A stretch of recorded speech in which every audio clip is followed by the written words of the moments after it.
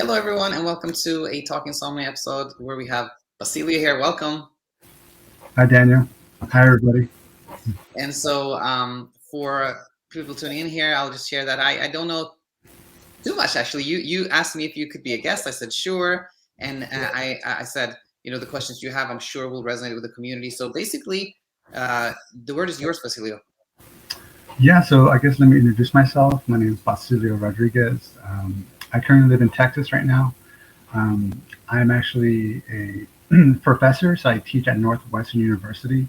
I teach virtual classes to the counseling students there. And I'm also a success coach for the nursing program here at TAM-UCC, which is a university located in Corpus Christi. Um, and so I know this podcast is about insomnia, and I started experiencing it, I think, early mid December. Um, as a lot of people, you try to figure out what's going on. And so when I was teaching at Northwestern in the winter, I noticed that every Monday night I wouldn't be able to go to sleep because I had to teach Tuesday at 9 o'clock in the morning. And so this was a pattern that happened like every week for 10 weeks. But I was able to sleep after the next day, right? There was no problems. But on week 10, which is ironically the last week of the class, um, I couldn't fall asleep on Tuesday, Wednesday. And so I'm like, what is going on? I couldn't figure it out, right? And what you talk about, Daniel, is like you cannot control your sleep. But I'm very problem solve oriented, and so I took over the counter medication. I tried, you know, taking some supplements, and then I got more worried. I was like, okay, well, this is not working. So I set up a doctor's appointment, and of course they put me on Ambien. So I took that, but didn't really help. I'd wake up middle of the night, um, and then it would actually affect my like work productivity during the day because I still felt groggy. And so, and then I took trazodone for about 2 weeks. It worked, but after the second week, it stopped working. So I was like, calling my doctor again. I was like, hey, this is not working. I don't know what to do. So he put me on doxepin. I took it once and I said no more. It made my whole day. It just ruined it because like I felt so groggy, kind of like a zombie. And so I made that decision 2 weeks ago to not take any more medication. So it's been 2 weeks since I've not taken any medication. Um, and so, but yeah, that's how it kind of started. Absolutely. And by the way, just for anyone tuning in here, nothing we talk about later on here will be medical advice to you or anyone else. We'll just kind of general thoughts that they'll help For anyone sure. who has a similar situation. But okay, so that was December, and then before you decided to like not take any medication, had you kind of tuned into this channel for a while? Were you sort of familiar with it or not really? No, it was sort of maybe after I started taking the medication, because I think some of the people that've been on your podcast, I googled like where it's like insomnia, but it can kill you. I forgot what it's called, like fatal insomnia. Oh yeah, SFI, yes. Yeah, I put that in YouTube, but it didn't. Your video didn't pop. It was like another video, but then your video became recommended. So I clicked on that. I was like, all right, let's see what he has to say. And then I started just watching other videos of what you had, and I kind of came to the realization like this isn't like this problem isn't unique to me. Like there's a lot of people who suffer from insomnia, but we feel like it's unique to us because it's happening to us. But I guess that gave me a little bit of relief, and I sort of went. I'm kind of like trying to dig myself out of the rabbit hole, as you talk about. So that's how I started watching your podcast. Very well. So I know you watched quite a bit and you're familiar with kind of the general message and whatnot. And so you stopped taking those. You said 2 weeks ago. You said I'm not taking any more medications. And how are things going? I noticed smaller improvements. So the first week was pretty rough because I think a lot of people suffer from rebound insomnia. Um, and luckily for me, I haven't been taking this medication for a long time. I know people who take it for years, maybe decades, and so your body becomes used to it. Um, but I feel like I still suffer from that. and I noticed small signs that I was getting a little bit better. When I would wake up and there was drool on my bed, I was like, okay, well, I didn't drool when I was like, having this, these chronic episodes, um, or, you know, or if I would, wake up and, go to the restroom and come back, I was able to lie down. But I think right now I feel like I'm still in stage one sleep, where because I had a dream last night, and you know, last week I wasn't able to do that. So it's just small signs that give me encouragement. And for me, and for anyone who's watching, who's suffering from this, is having sort of optimistic mindset. Like, I know that I'm going to get better, but it's a process. And you know, a month ago I wouldn't be able to say that. I was very miserable. I was like, the world's ending. Like, it's like this downward spiral. Um, but it does take time to get to that place. I'm very glad.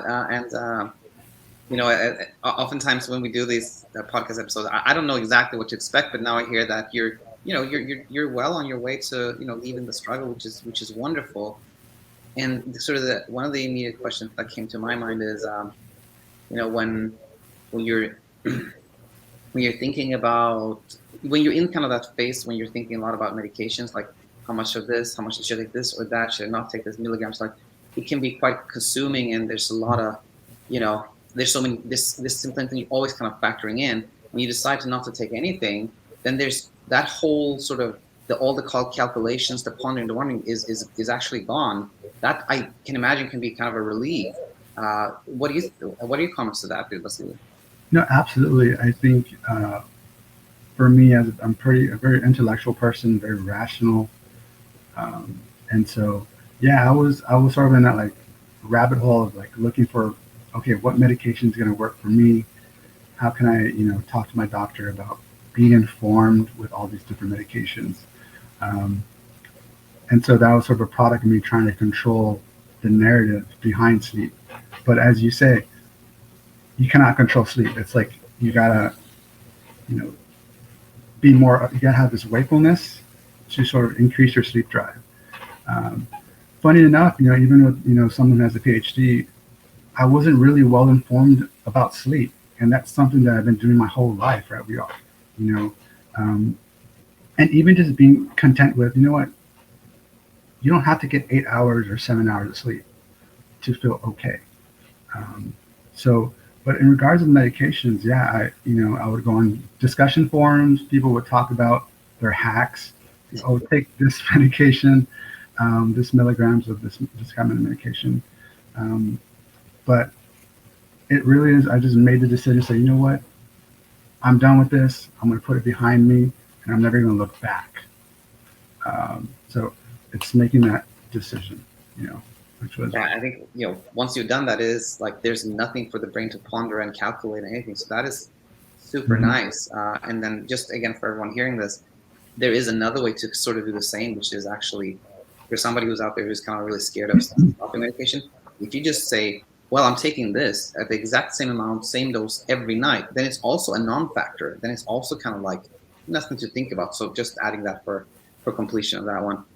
And so yeah, um, I always have questions, that I thought can be interesting to hear, for the community here from you. But on your end, Basilio, what questions do you have for me? I do have a question because, I think you and other, like, I've been watching Martin's channel as well, and I saw the interview that you did with Shasha. Um, that was that was amazing. Is is there a difference between sleep restriction versus bed restriction? Because I know people talk about how you should stay away from your bed at all costs until you actually go to sleep.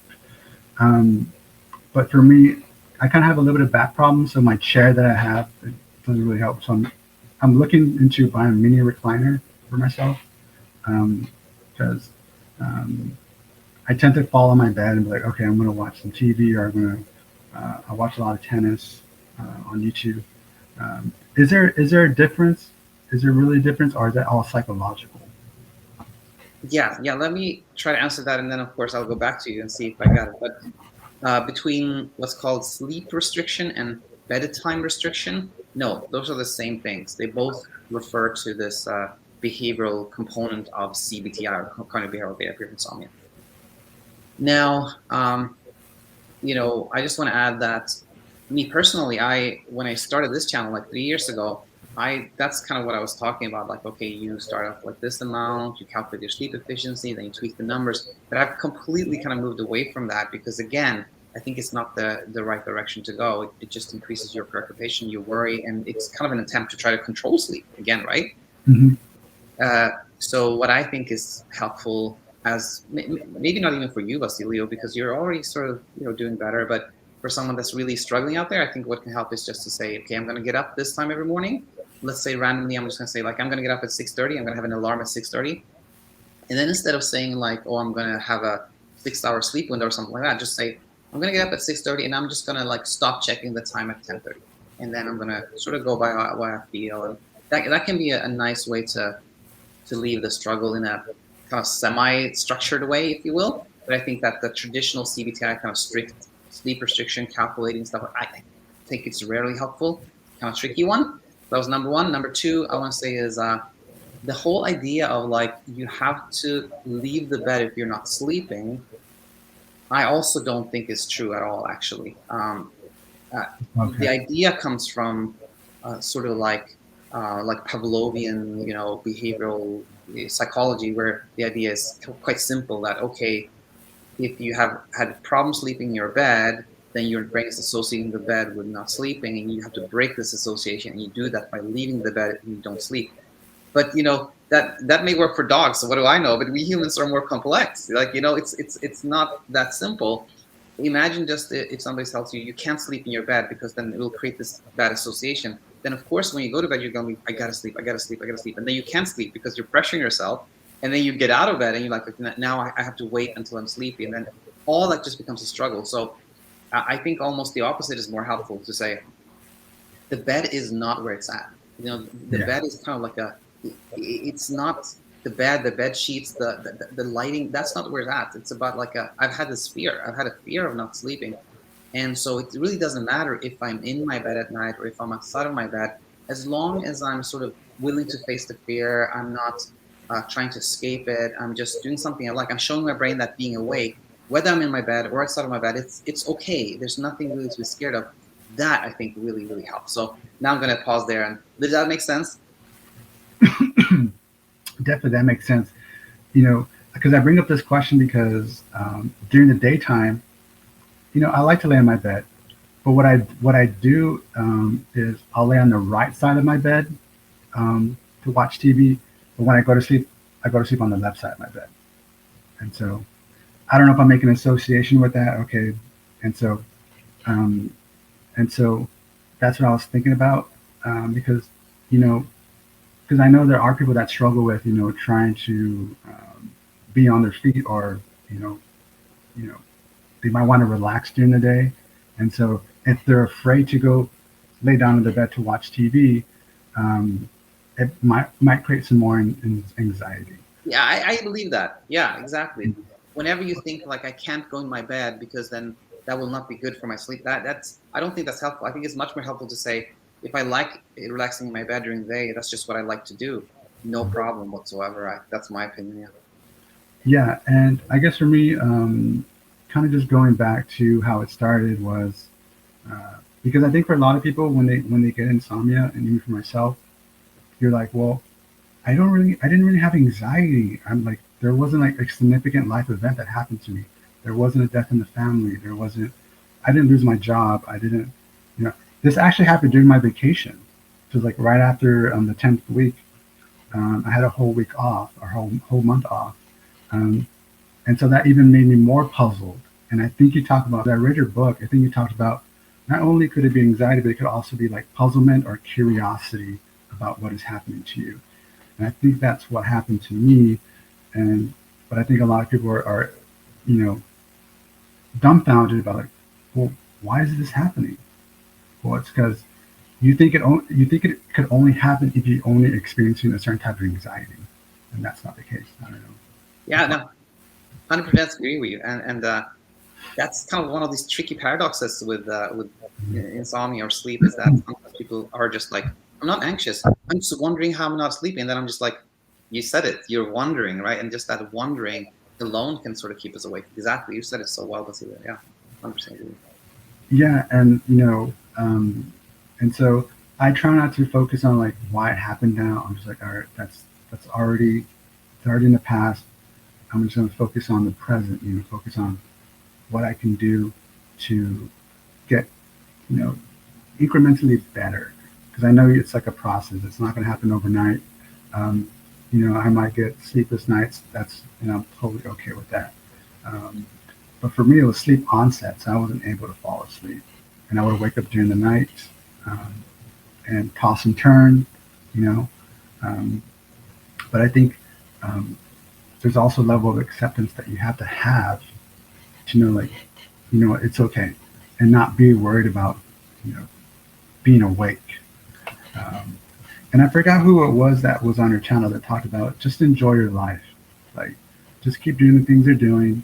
And I don't know if it was you or someone that you had on the channel. Maybe it was Sasha Stevens. Was like, you're not broken. There's nothing inherently broken about you in terms of falling asleep, because you are capable. So I think that message really kind of eased the burden that I had when I first started this sort of um, chronic insomnia. Um, so I don't know what you think about that, but No, no. In my mind, I was going like, yeah, who said that? But there has been many guests who said like similar things. There yeah, was one guest named Diego who's really talked a lot about that. Just enjoy your life, do things you enjoy. It doesn't, and you're not broken. Both those messages I think are so true and so helpful. Absolutely, totally mhm. agree with them. Um, and what else could we add here? Yeah, I think just the one thing that came to my mind was. When someone here is like, okay, I'm not so anxious, I'm just kind of thinking a lot about sleep, I'm wondering a lot about it, and then the natural question becomes like, well, how do I stop wondering? And then that becomes, to me, it becomes like, well, paradoxically, it's like, well, you can just allow your brain to kind of wander and just don't try to stop it from wandering, and then somehow automatically it learns that, oh, there's really nothing to wonder about. Like, meaning when we try to stop ourselves from thinking, we think Mhm. more. When we're like, I have to stop wondering, then we stop more. But when we just kind of, I'm allowing the thoughts to happen, to flow, then the whole wondering kind of automatically fades away. So that's really just for somebody that tunes in and hears this. Oh yeah, and I had kind of one more question for you, Vasily, which was like, um, at like at this point or in the last few weeks or so, are you teaching? Are you working right now, or is there a break now? Or Yeah, it's I'm in my sixth week of teaching. So I teach or I taught last night, so I teach every Wednesday night at 6 o'clock. And then I see students, nursing students, on an everyday kind of basis. Um, but yeah, now this doesn't mean like I still feel a little bit fatigued. I'm tired. Um, but, you know, I, I guess my jump off point is 2 weeks ago when I stopped the medication. I'm kind of just starting from there and see where I go from here. Um, but yeah, I'm still working. I still play tennis. I played tennis yesterday. Um, and ironically, I felt worse taking the medication because I was like really groggy. My motivation was like went downhill. Um, but now I'm just as motivated. I'm just as content with my life, but I still feel tired, and that's going to be that's okay. Um, you know, that's sort of how I see it. Um, yeah, I'm just kind of smiling. I don't know if I'm smiling on my face, but I'm smiling inside for sure when I'm hearing this, which is everything you said is so nice to hear. The whole kind of like, I'm not rushing it. I'm okay with the way things are. That's when things get easier and easier. And the reason I asked about like, are you working at this point, was just to highlight that, like, that at that jump off point I just said, like, you stopped taking the medication, and the first week was, surely a bit of a struggle, but you still did everything you needed to do, right? yeah. So um, I guess because you talk about the time, like the sleep window, the time to sleep. Yeah, the time was, yeah. Yeah, and you know, I guess sort of my routine is. I kind of start winding down around 10:30, 11 o'clock.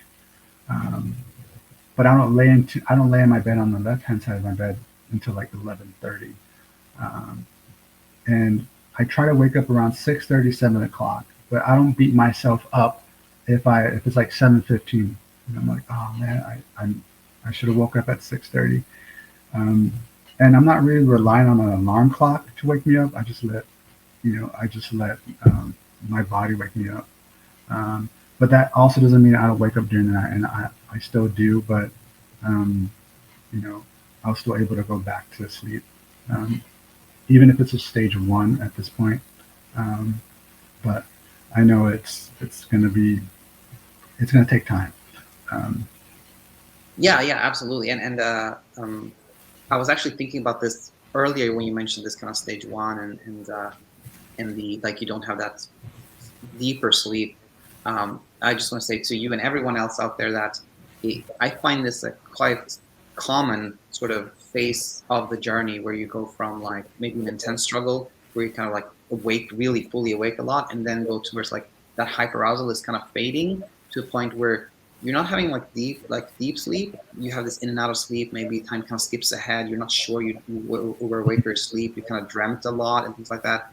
And then but it's just a normal phase of like that's what the hyperarousal is we're at now. We have this kind of hyper sleep, and then it fades further, and you start feeling more deep sleep. So yeah, just want to comment on that. That's a very typical part of the process that I see. yeah, and I think I really like the message that you talk about, like sleep hygiene. It's like, we put a lot of pressure on ourselves. I think you mentioned earlier, like put blinds. You know, you might be afraid of blue light or trying to like have everything control everything around in your room. Um, make sure it's like 60 or 65 degrees. All those kinds of little things. Um, really, it's are you comfortable when you go to sleep? Yes or no? If it's yes, okay, then you should be fine. Um, but if you're trying to control every little thing here and there, you're just putting more, I guess, worry about um, how the sleep is going to work out for you. Um, and so, Absolutely. Yeah, but well said. All right. Well, I think that, a lot of things here will be super helpful to the community. So thank you for being here, Basilio. And just stay in touch and let us know how you do. All right. definitely, and also I want to say that Yeah. at some point, I would like to be a sleep coach as well. That's something that I'm really interested in. Um, and so it's funny because last night I talked about my students with careers. I teach career counseling, and there's a theory called planned happenstance theory. So it's this thing where sometimes out of chance you might find something that you might want to pursue, and of course out of chance I never realized, like, you know what, I think this could be an avenue for me to help others who are you know who are suffering from insomnia. So that's what I'm Absolutely. doing. Oh no, I'm so glad to hear this, and it's very nice of you to share it with the community too, like just your thoughts, your plans, and yeah, if you ever decide to go that way, let me know. I would be super happy to uh, to Definitely, work with you and be part of that journey as well. I would love All right, that. well, yeah, thanks again, then, Vasily, and we'll stay in touch. All right. All right, thanks, Daniel.